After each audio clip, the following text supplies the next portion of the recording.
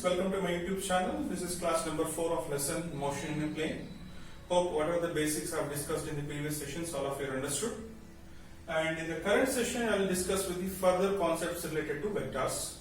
Just for a recall purpose, in the first two sessions I went with the basics of the vectors, how to represent a vector, followed by types of vectors, followed by what are the methods to add the vectors. In that I discussed three mechanisms. One is triangle of vector addition, followed by parallelogram of vector addition, and last I have discussed with polygon of vector addition. So among very most important concept is parallelogram of vector addition, and the expression is supposed to derive for both magnitude as well as the direction. So further continuation in the vectors, the next concept will come across is resolution of vectors.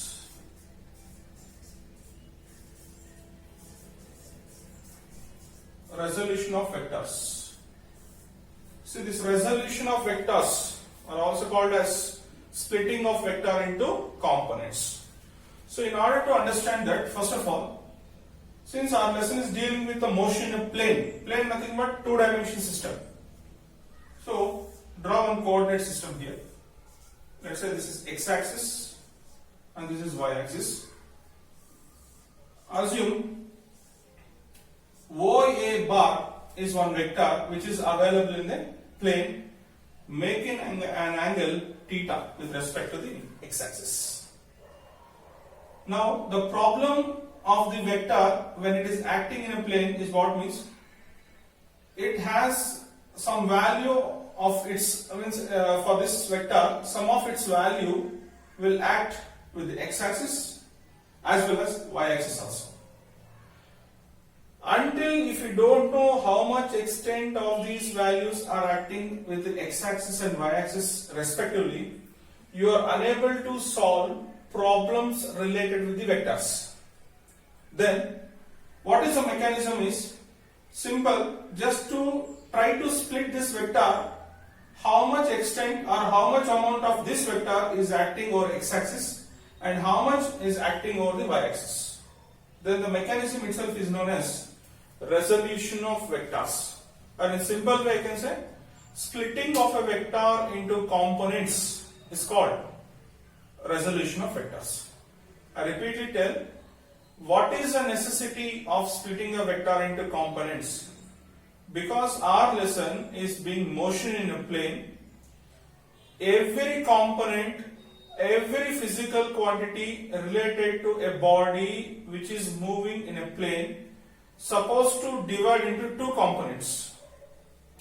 By dividing, you can exactly will come to know like how much extent it is acting along x and how much extent it is acting along y. By calculating, so you are able to calculate the unknown quantities. In problematic purpose, this resolution of vectors will be useful. Okay. Now, here doubt will arise. Like how many possible components you can do with a vector? So you can do as many as possible. You can split a vector into n number of components. But how many components you can get from a vector so that the components has 90 degree with each other? Such components are called orthogonal components or rectangular components. Such rectangular components are possible minimum in number 2, that is one along x-axis, the other along y-axis. Maximum is 3, that is x, y, and if you draw z-axis. Z-axis in this sense you can draw like this, marker. Why the reason? If you split this vector along x and y, the angle between the x and y is how much? 90. Then the components along x and y are called orthogonal components or rectangular components. So I repeat, you can split a vector into n number of components and you can split a vector into orthogonal components or rectangular components, minimum in number 2, maximum in number 3. Now I will give a small example to understand what is the necessity of resolution of vectors. Think you are about your brother and sister, or you can say sister and brother. Think you are two and your father brought some sweets or some eatable things. then proper distribution mechanism is required among both of you, so that there will be no any sort of disturbance. Then your father will start doing some calculations, like if girl is small, then she will be given bit more, or I can say boy is small, he will be given bit more. Generally elders will get less. So that is a basic calculation. If elder will get more and smaller will get less, then automatically you can find some quarrel. So this is a small idea I'll give you, to what is the necessity of getting resolution of vectors. Similar way, assume this is a speed and this should be distributed among these two persons, then only how much extent this person got and how much extent this person got. Based on that, you are able to solve the problems related with the motion in a plane. Now hope you understood what is the necessity of resolution of vectors. So repeat, mechanism of splitting of vectors into components is known as resolution of vectors, and a vector can be split into n number of components, as many as possible you can do, but orthogonal components, or you can say rectangular components, will get only 2, minimum number, maximum 3. So that you please keep in mind. Orthogonal components are those components of a given vector where the angle between them, any two you can take, xy or xz or yz you take, angle between them is 90 degree. Now let us go with the mechanism of splitting of vector into components. Now here theta I'll consider for the sake as alpha, because as per your material. Let OA bar is a vector making an alpha with respect to x-axis, and it is making an angle beta with respect to y-axis. Now, if we draw the projections, let it make a projection at B here on x-axis, and here it makes at C.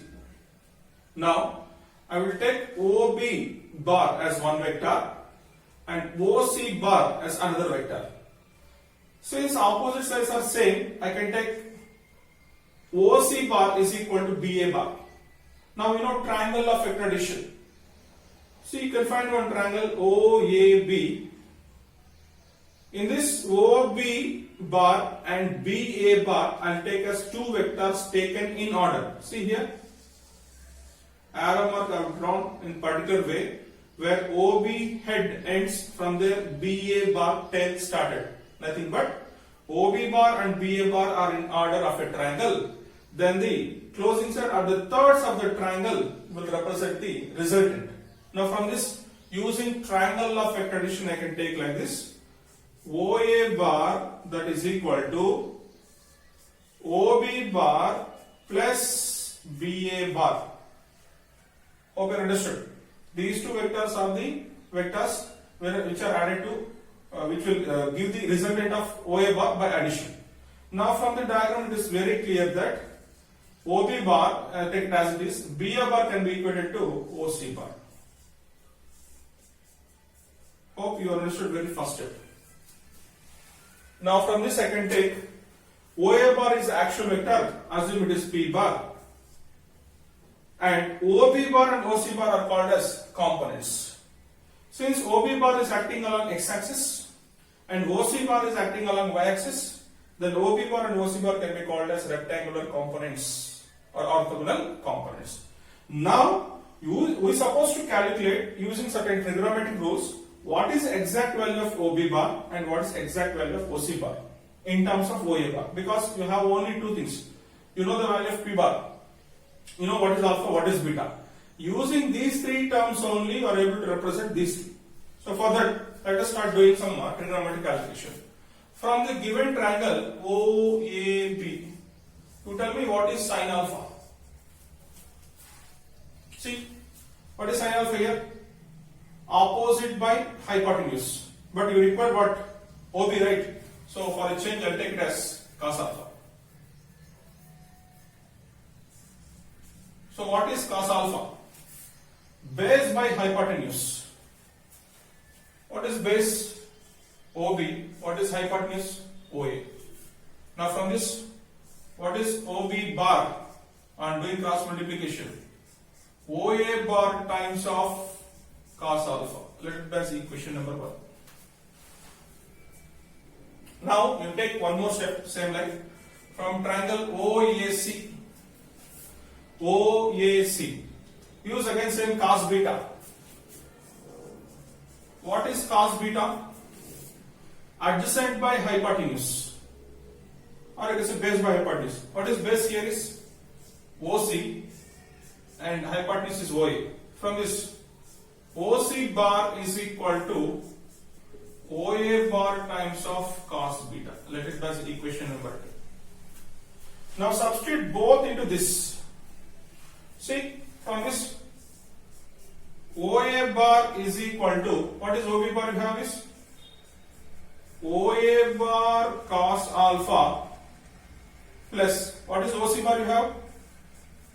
OA bar cos beta. Now what is OA bar from the diagram? It is P bar. Now from this, P bar is equal to, replace with OA bar with P bar cos alpha and OA bar as P bar cos beta. Now this is actual expression for representing a vector into components.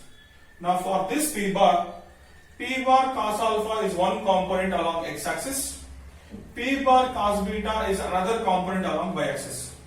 By doing so, substituting alpha and beta and P, you are able to calculate P bar. Or if you know P bar, substituting alpha and P bar you will get the x component, substituting beta and P bar you will get the y component. Now this can be rewritten as P bar is equal to P cos alpha. Since this P bar cos alpha acting along x-axis, I have discussed in the previous sessions as unit vectors I cap, j cap and k cap. See, there is a symbolic notations. Cap represents the direction there, where I cap is a unit vector which is used to represent the x-axis, j cap is a unit vector which is used to represent the y-axis, and k cap is a unit vector which is used to represent the z-axis. Here you are dealing with x and y. Since P bar cos alpha is acting along x-axis, I write it as P cos alpha into I cap. Now here there is clarity required. Here I have removed the arrow mark. Because of this removal of arrow mark, I have introduced the direction. Now this part which is P cos alpha indicates the magnitude, and where I cap indicates the direction. You cannot write the I cap and arrow mark both at a time. If you remove the arrow mark, introduce the unit vector. If you remove the unit vector, introduce the arrow mark. Both can be written at the same time. Plus P cos beta, and this component is acting along which axis? Y-axis. Then I will introduce a symbol j cap. Now this is also a formula for representing the components. So hope you understood. Here the components are written in terms of cos alpha and cos beta. Now a slight modification I do. From the diagram it is very clear that alpha plus beta is equal to 90. You see, alpha plus beta is equal to 90, and from this beta is equal to 90 minus alpha. Substitute that into this step. What happens? P bar is equal to P cos alpha I cap plus P cos beta is replaced with 90 minus alpha into j cap. Now from this, P bar is equal to P cos alpha I cap. P cos 90 minus theta becomes sin theta. P sin alpha into j cap. Now this is also an expression for components. What's the difference from here to here is, here one angle is alpha, the other angle beta, where the trigonometric ratios are cos. Here trigonometric ratios are different, angle is being same. Now whether these things are correct or not, how we can check? Just start doing the Pythagoras theorem. See, this is magnitude is how much? P cos alpha, and this magnitude is how much? P sin alpha. If this is P sin alpha, this also P sin alpha. Opposite sides are equal. Now what is magnitude of this vector is? Modulus of P bar is P. Now from the Pythagoras theorem, what I can write as? Hypotenuse square is equal to side square plus side square. Do it. P square is equal to P square cos square alpha plus P square sin square alpha. Just magnitudes I'm adding. So what is common here? P square. Cos square plus sin square theta. Cos square theta plus sin square theta is what? 1. So from this, Get it as cos square alpha plus sin square alpha, that is equal to 1. What you'll get is p square. Since magnitudes are same, then our expression is correct. If the same thing in terms of cos, if you want to write in 3-dimensional space, see, in terms of cos and sin can be limited with 2 dimension. If you want to write for 3 dimension, the same thing can be taken as p bar is equal to p cos alpha I cap, p cos beta j cap, p cos gamma k cap. That is the 3-dimensional space resolution of vectors if the vector is available in the space. Means if you are introducing z axis. Hope you are understood. But this formula is limited with the what? Only 2-dimensional space. Now the question is, what is the angle of the actual vector with x-axis, actual vector with the y-axis? Can be taken from this formula. You know what is x component? Is p cos alpha. You know what is y component? P sin alpha. So this is y component and this is what? X component. I'll take this formula. Now you start dividing equation 1 by 2. You just do it. From this, see what is equation 1 by 2 will get? 2 by 1. Sin by cos. Sin by cos is what? Tan. From this tan alpha is equal to what? Opposite by base. So you can take as it is. So this is px component, this is py component. From this equation 2 divided by 1. This is equation 2, this is 1. Equation 2 by 1. Sin by cos is what? Tan alpha, that is equal to py by px. Just I am doing the magnitudes. So hope you understood that. See here, this is py component. And this is totally is what? Px component. Just I mentioned for the purpose. So from this tan alpha is what? Py by px. From this what I am able to get is, what is the angle between the actual vector with respect to x-axis? If you know this p cos alpha, and you can replace here as p cos alpha, and this will be px. In this case, what is tan beta? Tan beta is equal to opposite by adjacent. Then you can find the actual vector, how much angle it is making with respect to y-axis. Now, at the last I will write as p bar as this p cos alpha taken as px. So you can write as px I cap, then py j cap. This is how the last expression you will come across when we split a vector into components. Now, why this concept is useful in motion in a plane? Assume a body is moving in a plane. Its displacement, let's say x, or you can say s. S bar is its displacement. Velocity is v bar. Acceleration is a bar. Then displacement, velocity, acceleration, all these three quantities will change with respect to x as well as y. In that case, displacement vector can be written as sx I cap plus sy j cap. Now this is how you can split the displacement vector in a plane into components. And similarly, v bar can be taken as vx I cap, vy j cap. Similarly, acceleration ax I cap plus ay j cap. This is how you can split displacement, velocity, accelerations, so that you are able to calculate only how much acceleration along x-axis and only how much acceleration is along y-axis. Like individual quantities you are able to calculate using this mechanism of resolution of vectors. So hope you are understood with these concepts. Just for the recall purpose, what is the resolution of vector? Splitting of a vector into components. What is the necessity? Just simple. If it is split into components, individual values can be calculated easily. Then how many how many splittings can be done with a vector? You can do n number of splittings. But how many orthogonal or rectangular components are possible? Minimum number 2, maximum number 3. Then what is the formula for the vector splitting? P bar is equal to P cos alpha I cap plus P sin alpha j cap in terms of I and j. Means it's 2 dimension. 3 dimension means you can use this. Then next, what's the direction of the vector with respect to x-axis? Use this formula.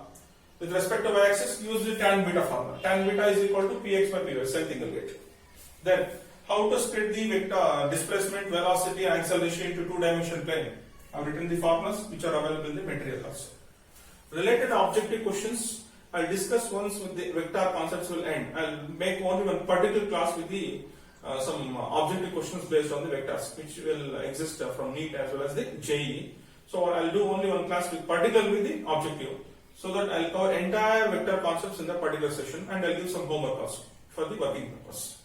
So hope you are understood with these sessions. If any doubts is there, please update me.